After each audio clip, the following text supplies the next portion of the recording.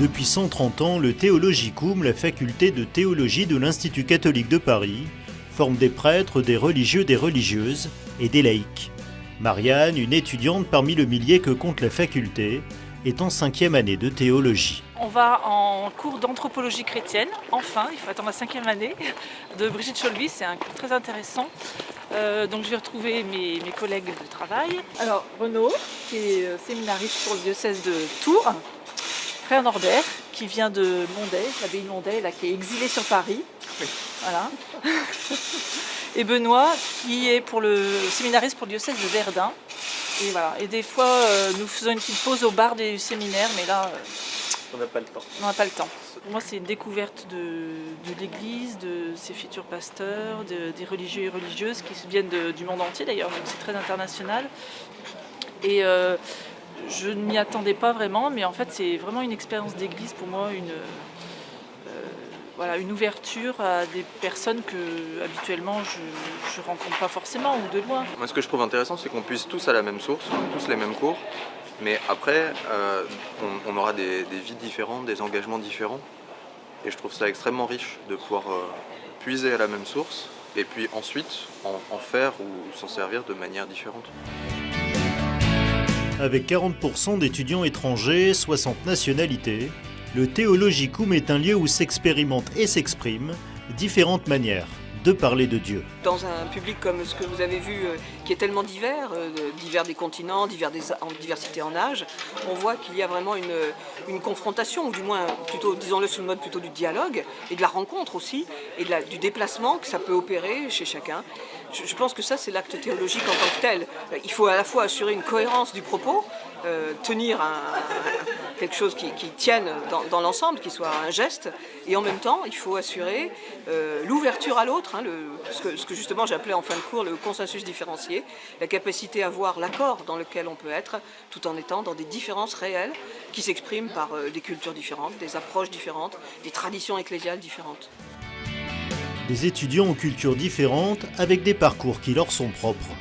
Laurence vient de Clermont-Ferrand. Des questions plein la tête, la théologie s'est imposée à elle. Faire de la théologie, pour moi, c'est au fond une nécessité intérieure. En fait, je suis ce qu'on appelle une recommençante. Et ma porte d'entrée, ça a été tout de suite les questions théologiques. Des questions toutes simples que plein de gens se posent. Pourquoi Dieu est le mal, Dieu est la création, par exemple, Dieu est la science. Et donc, à partir de cette porte d'entrée, on découvre tout un monde. Et une fois qu'on a mis le pied dans ce monde, on ne s'arrête plus. Ingénieure chimiste de formation, Laurence a d'abord étudié la théologie à distance à Strasbourg, parallèlement à son métier de professeur des écoles. Aujourd'hui envoyée par son diocèse pour un doctorat, elle a découvert progressivement l'articulation entre foi et raison.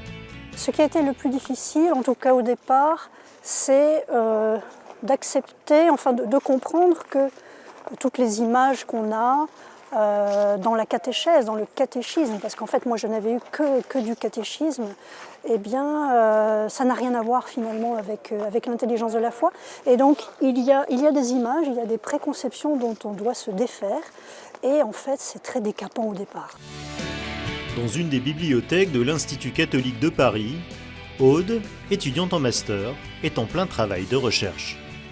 J'essaye de repérer les différences entre le texte de la Septante et le texte massorétique, donc en hébreu, de l'histoire de l'ânesse de Balaam dans le livre des Nombres. Quand j'ai commencé ces études de théologie il y a 10 ans, presque 10 ans, c'est vrai que c'était pour moi, pour grandir dans ma foi. Mes formateurs m'ont dit « formez-vous pour pouvoir former les autres ». Ça coïncidait vraiment avec ce que j'avais envie de faire, avec le fait que j'avais envie de poursuivre ces études de théologie, qu'en même temps j'avais envie d'en faire quelque chose.